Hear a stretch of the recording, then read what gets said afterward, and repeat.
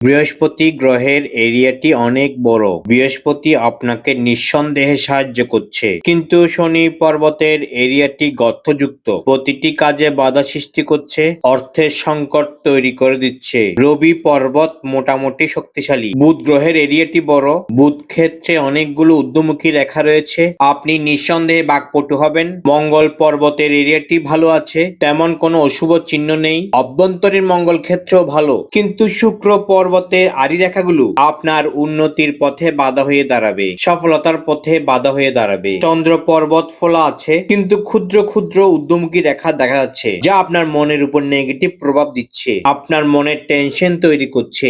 এর সাথে আপনার হাতে কোনো ধরনের ভাগ্য রেখা দেখা যাচ্ছে না। যেই সময় উন্নতি হয় মানুষের, সেই সময় কোনো ধরনের ভাগ্য রেখা আপনার হাতে নেই। ভাগ্য রেখা না থাকার কারণে আপনার উন্নতির পথে স্ট্রাগলের পরিমাণ বেড়ে যাবে। কেতু পর্বত শক্তিশালী অবস্থায় আছে, কিন্তু রাহু পর্বত মোটামুটি গর্ত দেখা যাচ্ছে, যে কোনো ধরনের খারাপ নেশায় আপনি পড়ে যাবেন।